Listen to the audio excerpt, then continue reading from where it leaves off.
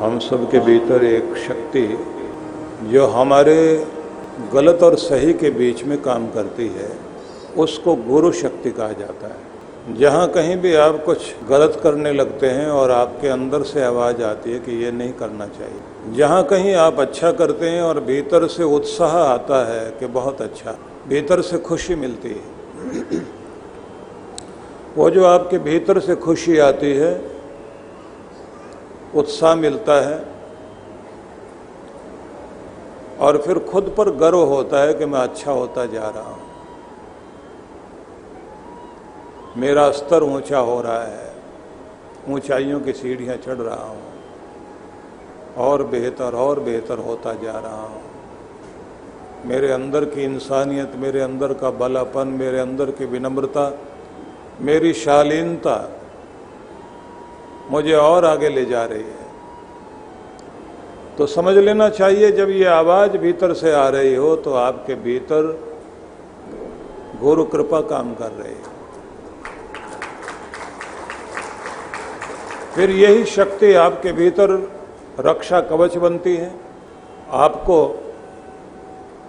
संकटों में जो एकाएक सहारा मिल जाए, उदासी में जो मुस्कुराहट मिल जाए, गिरते गिरते जो आप संभल जाएं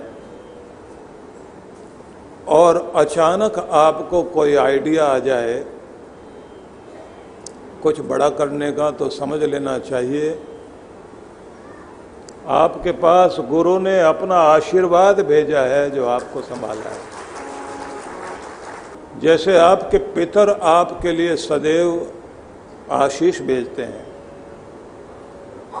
जैसे आपके घर में आपके माता पिता सदैव आपकी मंगल कामना करते हैं। सारे रिश्ते आपकी ताकत हैं। आपके हाथ पांव ही आपकी शक्ति नहीं है,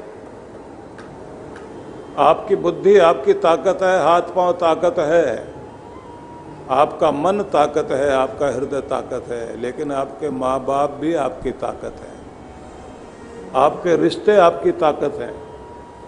और उन सबसे भी बढ़कर जो सबसे बड़ा रिश्ता है वो गुरु का है, वो सबसे बड़ी ताकत है। तो जब आप अपने गुरु से जुड़ते हैं तो गुरु कृपा से जुड़ते हैं।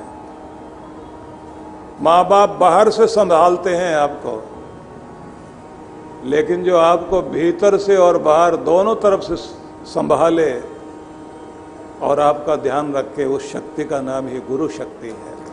बिना सिखाए इस दुनिया में कोई सीख नहीं सकता, बिना जनाए कोई जान नहीं सकता, बिना रास्ता दिखाए कोई रास्ते पर चल नहीं पाएगा।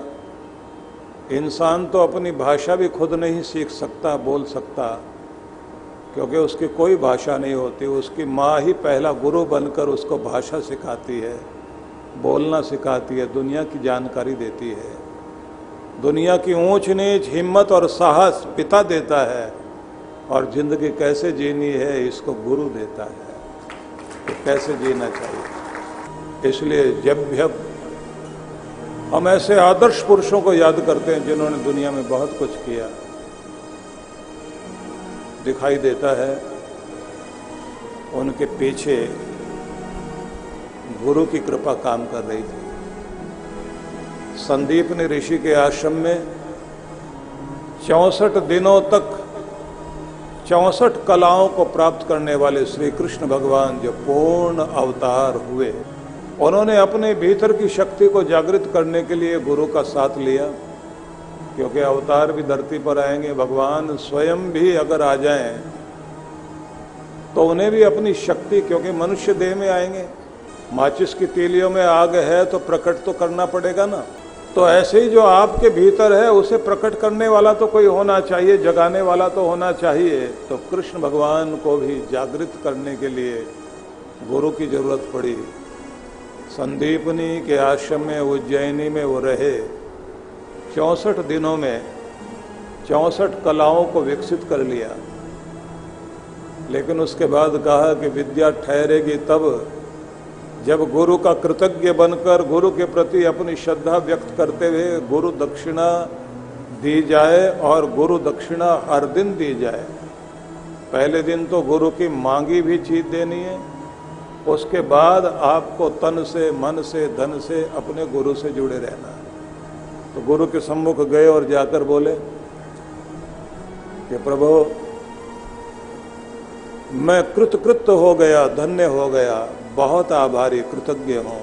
अब जीवन का वो मोड़ आ गया जहां से मैं आपसे विदाई लेकर जाऊंगा तन से, लेकिन मन और आत्मा से, हृदय से तो कभी विदाई हो नहीं सकती। अब चाहता हूं गुरु दक्षिणा दी जाए, तो आप कृपया मुझे बताइए कि आप क्या चाहते हैं जो मैं दूं। तो गुरु ने कहा कि मुझे नहीं चाहिए,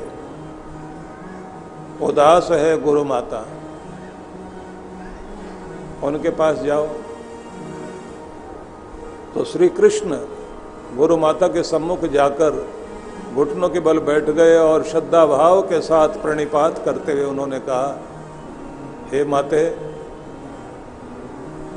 आज्ञा हुई है गुरुदेव की कि मैं आपसे आपकी इच्छा पूछूं, गुरु दक्षिणा में क्या दूं। उनके मुंह से निकल गया, मुझे क्या चाहिए। एक मेरे बच्चे की आस पल पल मेरे मन को टीस देती है। सागर में स्नान करने के लिए गया था, लौटा नहीं आज तक। कृष्ण मेरे बच्चे को वापस अगर दिला सकते हो, बस यही मेरी चाह है।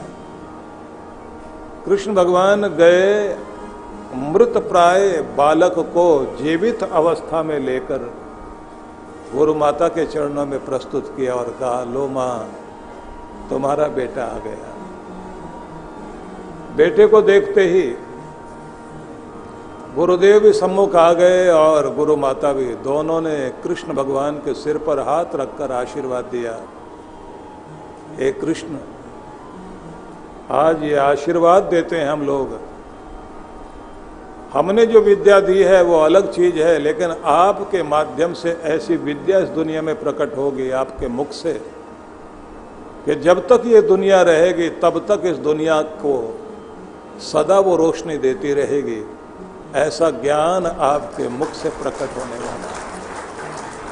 और वही आशीर्वाद था जिसका परिणाम हुआ कि भगवान श्री कृष्ण के मुख से गीता प्रकट हुई और कृष्ण भगवान जगत गुरु के रूप में हम सदैव सभी लोग स्मरण करते हैं। इसलिए जब जीवन में गुरु का पदार्पण होता है तो जीवन की दिशा बदल जाती है। इस ध्यान रखिए, स्वामी विवेकानंद के जीवन में एक घटना घटी कि वो गीता पर संदेश दे रहे थे। और आप जानिए कि गीता हमारा वो अद्भुत ग्रंथ है जिसमें अनेक विद्याओं का समावेश, ज्ञान विद्या, ध्यान विद्या, भक्ति विद्या, योग विद्या, कर्म की विद्या, स्वास्थ्य की विद्या, आहार की विद्या, यज्ञ की विद्या, दान की विद्या, व्यवहार की विद्या, जीवन सुधार से लेकर के मरण सुधार तक की विद्या भी आपको गीता में मिलती है। तप त्याग की विद्या, आत्मज्ञान की विद्या और परमात्मा के स्वरूप को प्राप्त करने की विद्या, इस दुनिया में सफल कैसे होना है इसकी विद्या, और परलोक में सफल होना है तो इसकी भी विद्या जहाँ से मिलती है वही ग्रंथ है गीता। हम भारतीयों के लिए शोक नाशनी विद्या, व्यक्ति का दुख मिटा दे, दैवी संपदा प्रदान कर दे, जागरण की विद्या, अमरता प्रदान करने वाली विद्या, कायर को वीर बना देने वाली वीरता की विद्या और समृद्धि, सुख, वैभव, राज योग प्राप्त करने की विद्या, सब कुछ गीता में है। तो गीता का संदेश स्वामी विवेकानंद दे रहे थे और वहाँ एक प्रोफेसर सुन रहे थे, नाम था तीर्थराम। अब होता यह है कि बीज अगर उपजाऊ जमीन पर गिर गया तो उस बीज का अंकुरण बहुत अद्भुत होता है। सुनने वाले तो और भी सुन रहे थे, लेकिन जो तीर्थराम प्रोफेसर ने सुना, और ये वो समय था जब भारत देश गुलाम था, बदल गए वो। और उन्होंने कहा कि जो मैं अब पढ़ाता रहा हूं उसकी जरूरत नहीं है, अब जो आज आपसे पढ़ लिया, दुनिया को बस ये पढ़ाने की जरूरत है, ये ज्ञान दुनिया तक पहुंचना चाहिए, क्योंकि इससे मनुष्य के अंदर की इंसानियत जागती है, इससे व्यक्ति अपना कर्तव्य पहचानता है। ये वो विद्या है कि जिसके द्वारा हम अपने परमात्मा से जुड़ते हैं, खुद को जानते हैं। खुद से बेखबर थे, अब खुद को जानने का मौका मिला तो स्वामी विवेकानंद के रंग में रंग गए, और फिर नाम भी बदल लिया, घर परिवार से भी विदाई ली, और जैसे विवेकानंद ने देश विदेश में भारत का, संस्कृति का, धर्म का डंका बजाया, ऐसे ही दुनिया के कोने कोने में जाकर के उस प्रोफेसर ने कमाल किया। नाम तीर्थराम था, लेकिन बदल दिया नाम, तब नाम हो गया राम तीर्थ। और स्वामी राम तीर्थ ने जो कुछ कमाल किया वो जबरदस्त था। अमेरिका में थे, सूरज विदाई ले रहा था, तो लोगों ने देखा कि आंख में आंसू लेकर सूरज की ओर प्रार्थना कर रहे थे, और बोल रहे थे कि सूरज अमेरिका की धरती से विदा होकर तो भारत की धरती पर जगमगाने के लिए जा रहा है, मेरे इन आंसुओं को लेकर के जा और मेरे भारत की धरती पर जो फूल खिले हुए उसमें ओस की बूंदें बनाकर इनको टपका देना, और वो दिन लेकर आना जब मेरा भारत आजाद हो। वहां के लोगों की परतंत्रता की, गुलामी की जंजीरें टूटे और भारत का डंका दुनिया में बजे। और अब आप देखते हैं कि आज विश्व में बड़ी से बड़ी शक्तियां जो दिखाई देती हैं, उसमें भारत एक महाशक्ति बनकर के उभरा है। तो गुरु कृपा जब साथ होती है तो बहुत अद्भुत काम होता है। रामतीर्थ एक स्थान में अमेरिका के अपनी साधना में लीन होने के लिए जगह चुन रहे थे, तो किसी व्यक्ति ने उनको एक ऐसे सुंदर स्थान पर ले जाने के लिए आज्ञा मांगी कि जहां प्रकृति भी उनका साथ दे सके। उनको लेकर गए, एक झरना था, जंगल था, सुंदर फूल खिले हुए, सुंदर पक्षी उड़ रहे, वातावरण बहुत सुंदर था। वहां एक भवन में बैठकर वो साधना कर रहे थे, और उस समय हॉलीवुड की एक अभिनेत्री जो डिप्रेशन में थी, बड़े बड़े अमीर नेता, अभिनेता सभी आ रहे थे, तो अभिनेत्री आई। उसने कहा मेरा एक ही बच्चा था और वो दुनिया से चला गया बीमारी से, मैंने खो दिया अपना बच्चा, और मैं बहुत उदास हूं। तो मुझे पता लगा है कि भारत की धरती से एक ऐसा संत आया है जो किसी के भी दिल में शांति का अमृत घोल देता है, लेकिन मुझे कोई ज्ञान मत देना महाराज, मुझे बस मेरा बच्चा लौटाओ, और अगर हो सके मेरे अंदर की जो खुशी खो गई है वो खुशी वापस लौटा दो। विवेकानंद ने कहा देवी तो एक माँ है और तेरी ममता की बहुत जरूरत है इस धरती पर,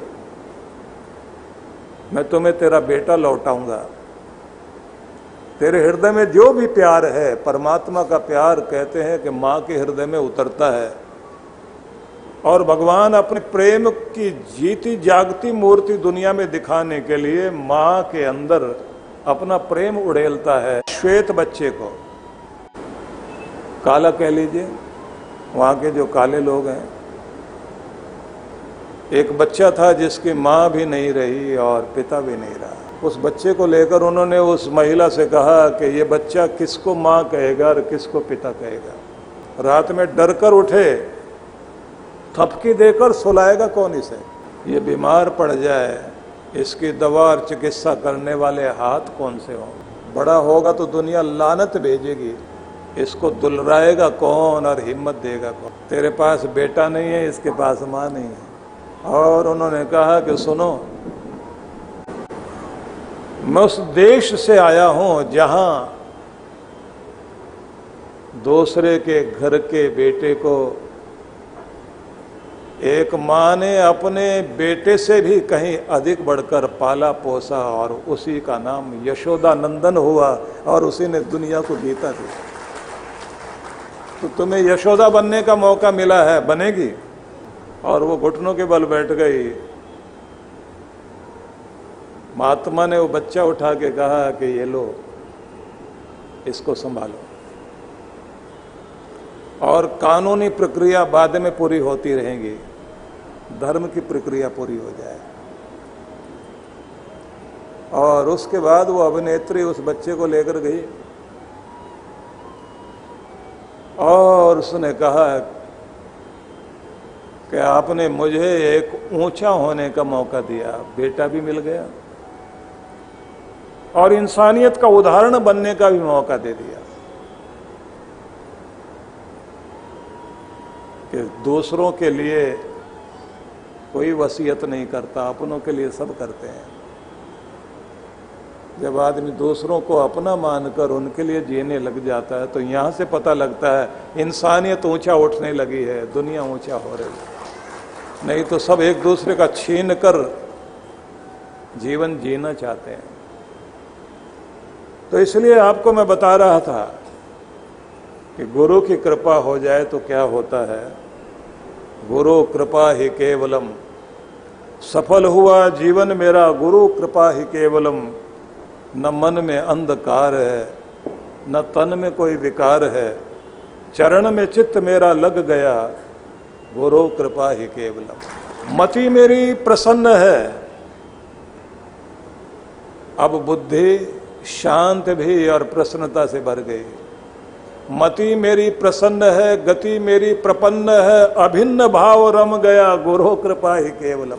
न बंद कोई द्वार है, न मन में कोई भार है, नजर में वो समा गया, गुरु कृपा ही केवलम। इसलिए जब आप श्रद्धा भाव से गुरु के साथ उनकी सन्निधि से जुड़ते हैं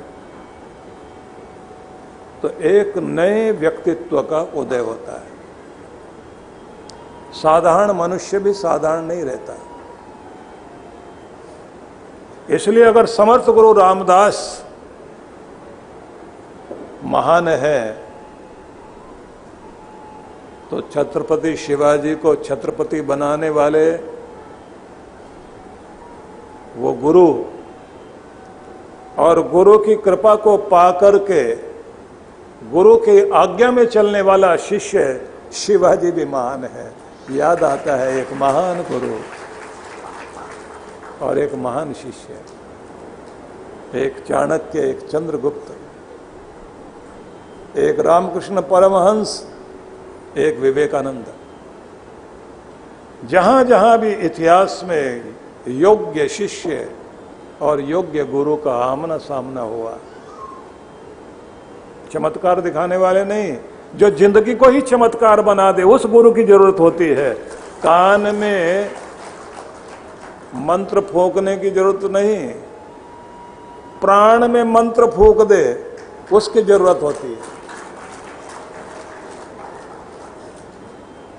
इसलिए निवेदन करना चाहता हूं, प्रत्येक व्यक्ति को अपने गुरु से जुड़ना चाहिए,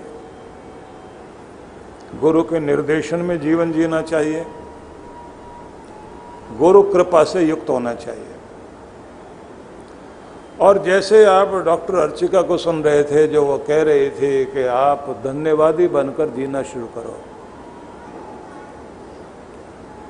परमात्मा की प्राप्त कृपाओं से, वरदानों से हर दिन अभिभूत होकर परमात्मा को धन्यवाद करते रहोगे तो भगवान आपको और धन्यवाद करने का और मौका देंगे कि तुम्हें और मिले और मिले और मिले।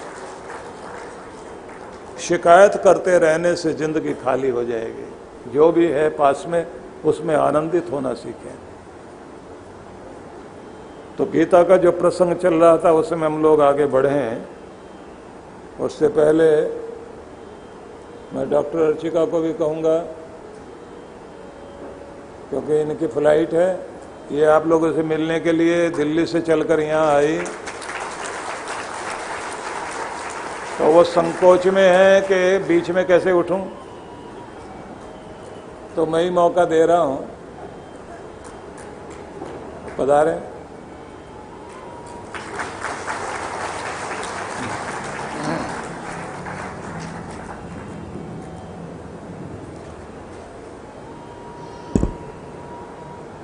तो आपसे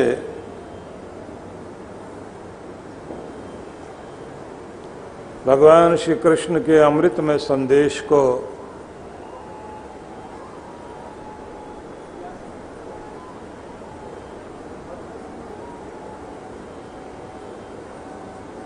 मैं जो प्रसंग आपको सुनाता जा रहा था उसी में थोड़ा और हम आगे बढ़ेंगे।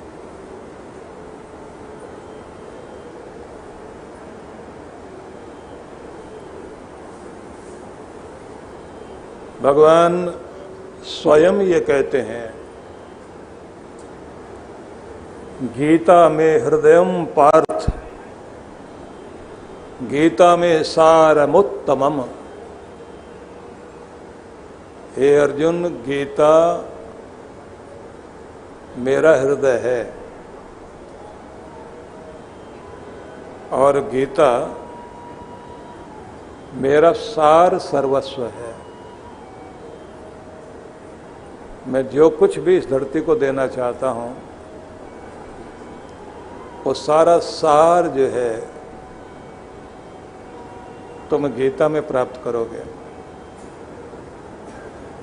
इसलिए कहा गया, वासुदेव परा वेदा वासुदेवा परा मखा वासुदेव परा योगा वासुदेव परा क्रिया। भगवान वसुदेव के प्रसन्न करने के लिए जो यज्ञ किए जाते हैं, जो उनके लिए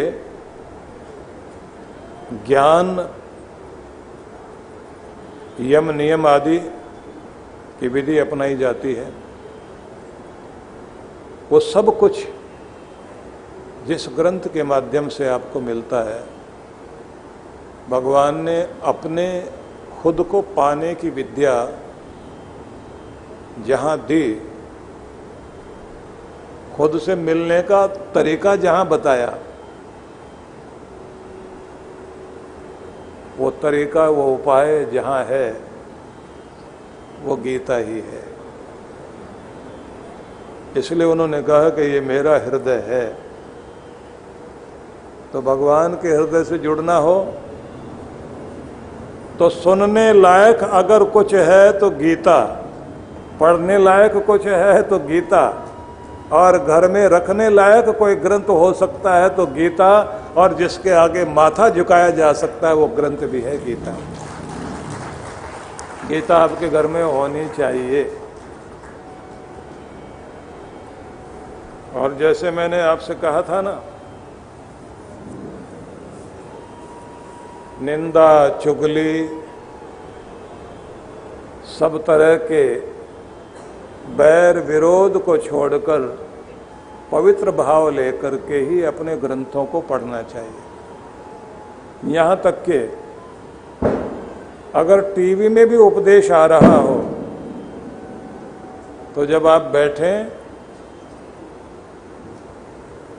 टीवी में भी देख रहे हो, और बिल्कुल सावधान होकर, पवित्र होकर बैठकर सुनो। नहीं तो जैसे सुबह सुनाया था ना मैंने कि रामायण देखने बैठे, अब रामायण सीरियल चल रहा है और उसमें ताड़का वध का दृश्य आ गया। अब ताड़का जो है ही करती हुई दांत लंबे करके जो सामने आई, छोटे बच्चे ने पूछा माँ से कि माँ ये कौन है? बोले बुआ।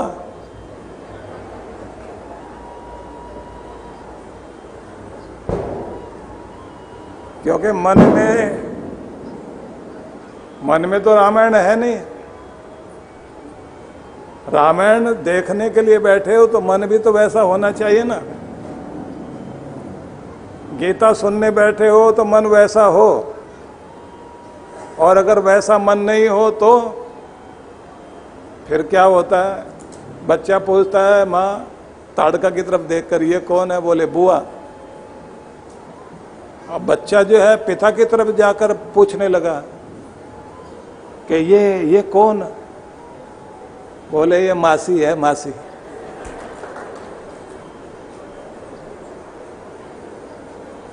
अब बच्चा अभी तो बुआ बुआ बोल रहा था, अब मासी बोलने लग गया। और इतनी देर में क्या हुआ? रिमोट कंट्रोल पकड़ा गया, रामायण कर दी बंद, महाभारत हो गई शुरू, घर में झगड़ा शुरू। जो जोड़ने वाली चीज थी, जिससे घर जुड़े जाते हैं, घर में प्रेम बसता है, वो प्रेम न बसकर, क्योंकि आप क्या दृष्टि लेकर बैठे। तो गीता घर में होनी चाहिए, लेकिन गीता के प्रति श्रद्धा भी हो, क्योंकि वो एक किताब नहीं है, वो भगवान की वाणी है। उतनी श्रद्धा लेकर के बैठिए, और बैठ करके जब आप पढ़ते हैं और सुनते हैं तो भीतर से रोमांचित होना चाहिए। भीतर से आपके वो रोमांच पैदा हो जाए कि भगवान मेरे लिए क्या कह रहे हैं। तो भगवान ने 8वें अध्याय में जो कहा, जो आपको 8वें अध्याय का 5वां श्लोक सुनाया था ना मैंने, अंत काले च मामेव स्मरन् मुक्त्वा कलेवरम यह प्रयाति स मद्भावम याति नास्ति अस्त्र संशयः। अंत काल में जो मेरा स्मरण करते हुए अपने देह का परित्याग करता है, भगवान कहते हैं वो मेरे भाव को, स्वभाव को, स्वरूप को प्राप्त कर लेता है। मतलब वो मेरे आनंद स्वरूप को प्राप्त करता है, उसकी गति हो जाती है। और भगवान ने ये भी कह दिया कि यह अंतिम भाव आपको आपके कल्याण के लिए अत्यंत आवश्यक है। स्मरण जो है अंतिम समय का आवश्यक है, क्योंकि अंतिम समय में जो आपके अंदर से भाव भावना आती है वही वास्तव में गति कराती है। और यदि उस समय भाव भावना कुछ और है तो ध्यान रखें, अंतिम समय में निर्णय का समय होता है। अंतिम क्षण जब चल रहे होते हैं वहीं आपका निर्णय हो रहा होता है, उसी से आगे की यात्रा प्रारंभ होगी। इसलिए अगले जन्म का निर्णय होने का जब समय चलता है, आखिरी श्वास छोड़ने को हो व्यक्ति, तो अगले जन्म का निर्णय होने का मतलब है कि अंतिम चिंतन से ही अंतिम निर्णय होगा। इसलिए अंतिम चिंतन जो है वो उत्तम होना चाहिए, भगवान का ही होना चाहिए, जिससे आपका निर्णय वो हो कि आपका अगला जन्म सुधर सके। तो गीता ने ये संदेश दिया आपको दूसरा संदेश ये है कि सर्वाधिक उन्नत विचार, जो सबसे मुखर होकर, जैसे टीवी पर आपको ब्रेकिंग न्यूज चलती है ना, आपका ध्यान खींचने के लिए, ऐसे ही अंतिम समय में जो आपके मस्तिष्क में सबसे मुखर विचार चलेगा, मुखर चिंतन, मुखर भाव भावना चलेगी, वो अगले जन्म के लिए निर्णायक बनेगी। तो भगवान ये भी समझाते हैं, सर्वाधिक उन्नत विचार मृत्यु काल में अंतमति बनकर गति कराता है। इसलिए कहते हैं अंते यह मति ही सागति। अंत काल में जैसी मति बनेगी, जैसी समझ बनेगी, उसी के अनुसार अगली गति होगी। तीसरी बात ये भी ध्यान रखना, यह उसी के लिए होगा जिसको अनासक्ति होगी। अटैचमेंट के बजाय दुनिया और दुनिया की चीज़ों से डिटैचमेंट हो जाए, सबसे ऊपर उठ जाए आदमी। या दूसरे शब्दों में कहें, जो परमात्मा से बढ़कर दुनिया में किसी चीज को महत्व नहीं देता, जिसका मन ऐसा बन जाए, उसकी अंतिम समय में महान गति जरूर होगी।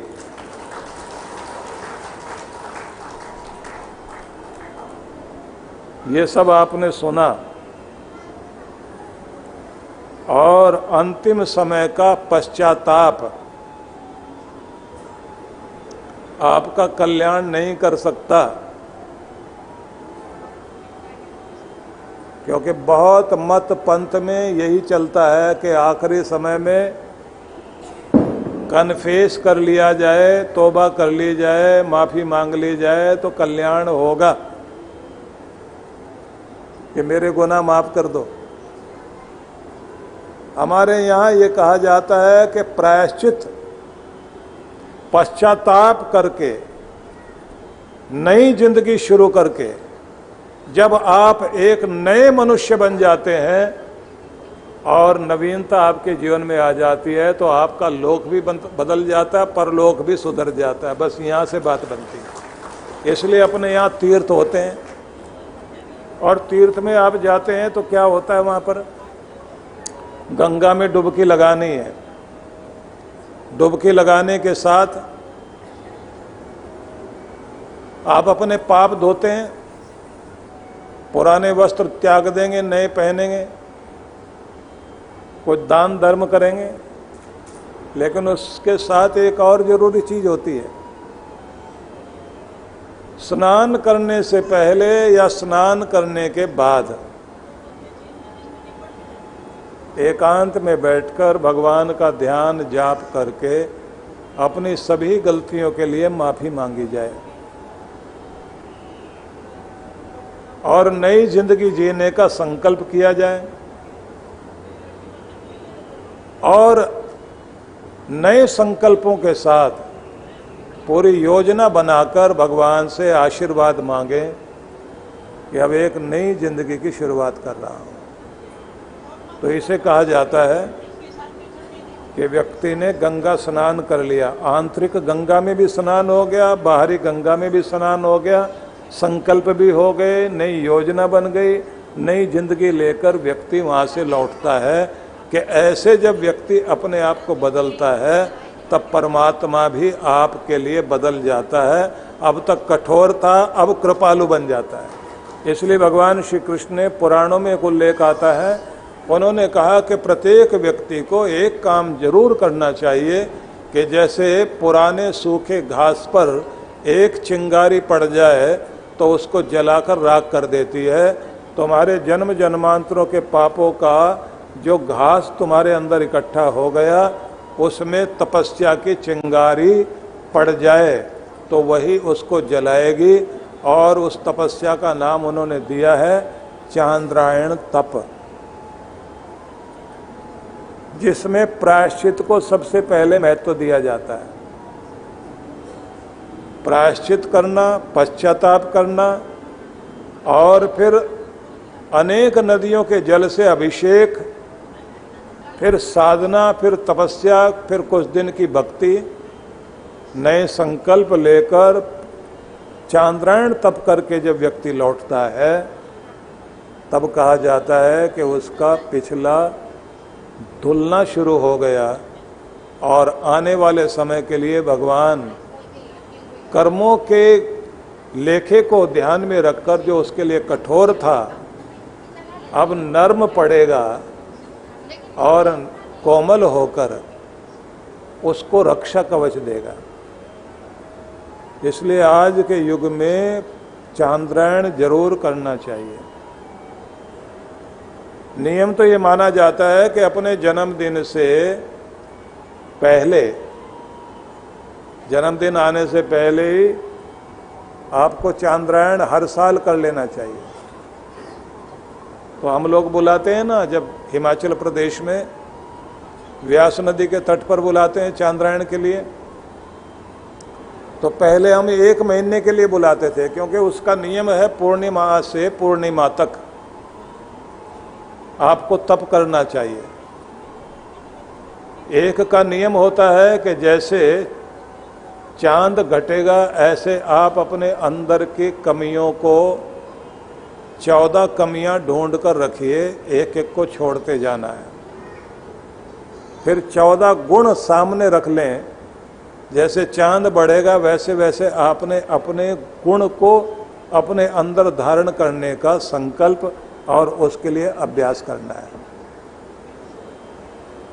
और जिनका बोझ दिल पर लेकर आप बैठे हैं, जिन्होंने आपको सताया, जिन्होंने आपको रुलाया, जिनकी पीड़ा आपके दिल में है, जिनके घाव आप कभी भूल नहीं सकते, जिनके द्वारा दिए गए जख्म आज भी हरे हैं, उन सब का भार वहाँ हल्का करना होता है और भगवान के न्याय पर छोड़ना होता है। खुद को निर्भर करके माफ करना और माफ़ी मांगना। जिनको हमने सताया, जिनको हमने रुलाया, उनके लिए भी माफ़ी, कि भगवान मुझे भी माफ़ किया जाए और मैं भी माफ़ करता हूँ। दिल को हल्का कर लिया, फिर आगे यात्रा शुरू होती है। तरह तरह के ध्यान, तरह तरह के योग, तरह तरह की विद्या, तरह तरह का मंत्र जाप, वो सब कराया जाता है। अब लोग तो बहुत सारे तैयार, 1 महीना हम रहेंगे साथ में, लेकिन हमारे पास भी टाइम पूरा नहीं। किसी समय में हम एक ही जगह बैठकर 40 दिन कथा करते थे, फिर समय आया 1 महीने का, फिर 9 दिन कथा होने लग गई, फिर 7 दिन, फिर 5 दिन, अब 4 ही रह गए। ये टाइम ही नहीं है। फिर भी हम 15 दिन का समय रखते हैं चांद्रायण के लिए, कि चांद्रायण के लिए लघु चांद्रायण कर लो आप, पूरा चांद्रायण नहीं, तो कुछ तो बात बनेगी। तो 2 हफ्ते निकालकर गुरु के साथ वही ऐसी देवभूमि में जहां जप तप करने का अवसर है, व्यास नदी का तट है, हिमालय पर्वत की श्रृंखला और पेड़ों का, देवदार के वृक्षों का झुरमुट और सेव के बगीचों के बीच सुंदर खिले हुए फूल, उड़ते हुए पंछी और इतने रंग बिरंगे तरह तरह के प्यारे प्यारे फूल और फलों से लदी हुई डालियाँ। इधर आप जमीन पर देखते हैं कि बहुत सारे फूल खिले हुए हैं, उधर आकाश में उड़ती हुई तितलियां भी लगती हैं, जैसे फूल ही उड़ रहे हों। ऐसी जमीन पर जहां जाकर आपको बहुत ताजी हवा और खुला आसमान, निर्मल आकाश महसूस होता है, वहां बैठकर जब आप तप करते हैं तो 3 घंटे तक भी आप साधना में बैठते हैं, आपको वक्त का पता नहीं लगता। लेकिन प्रायश्चित करना जरूर चाहिए। H.G. वेल्स जो विज्ञान कथा लेखक हुए हैं, उन्होंने एक उदाहरण लिखा है। उदाहरण इस बात को लेकर के लिखा है कि हर दिन जैसे जागने और सोने का क्रम चलता है, ऐसे जीवन में एक क्रम भी चलता है। वह क्रम जब आपने दुनिया में आकर आंख खोली, और वह क्रम जब आप आखिर में आंख बंद करोगे, तो हर दिन भी आप जब जागते हैं तो आंख खोलते हो, और रात को जब सोते हो तो आंख बंद हो जाती है। तो उन्होंने इस बात को लेकर के लिखा कि जैसे कोई रेल में बैठा हुआ यात्री अगले स्टेशन पर उतरने से पहले ही अपने सामान को बांधकर तैयार कर लेता है, उतरने की तैयारी पहले ही 2 स्टेशन पहले ही शुरू कर देता है। और जब यात्रा पर गया था तब भी तैयारी की थी। तो उन्होंने ये समझाने की चेष्टा की कि 2 स्टेशन पहले ही तैयारी करते हैं उतरने की, तो जिस ट्रेन में सवार हो इससे उतरना तो पड़ेगा। जिस दुनिया के रेल में आप बैठे हुए हो, एक दिन तो सफ़र पूरा होगा ना। तो सफ़र में एकाएक ट्रेन रुके और कहा जाए उतरो, तो तैयारी हो नहीं कि तैयारी कर लो। तो उन्होंने एक उदाहरण लिखा। एक हॉस्पिटल है और वहाँ एक बीमार बच्चा है। बच्चे को दवा दी गई, थोड़ा आराम आया। अब बीमार बच्चा कमरे में है और बहुत सारे खिलौने सामने रखे हैं, उनके साथ खेल रहा है। एकाएक नर्स आती है और प्यारे बच्चे का हाथ पकड़कर कहती है, वो डियर, अब तुम्हारे सोने का समय हो गया, अपने खिलौने समेट कर रख दो, कल फिर तुम्हें नए खिलौने मिलेंगे, नया खेलने का अवसर मिलेगा, नया दिन तुम्हारे सामने आएगा। अब समेट लो अपने खिलौनों को, संभाल कर रख दो। कि जैसे वो नर्स बोलती है, ऐसे हमारे अंदर हमारी आत्मा बोलनी चाहिए कि खिलौने समेट कर रख दो, बहुत खेल लिए हो, अब तैयारी करो सोने की, कल फिर जागेंगे, नए खिलौने मिलेंगे। नए खिलौने, नया अवसर, नया दिन, नई तरह की जिंदगी।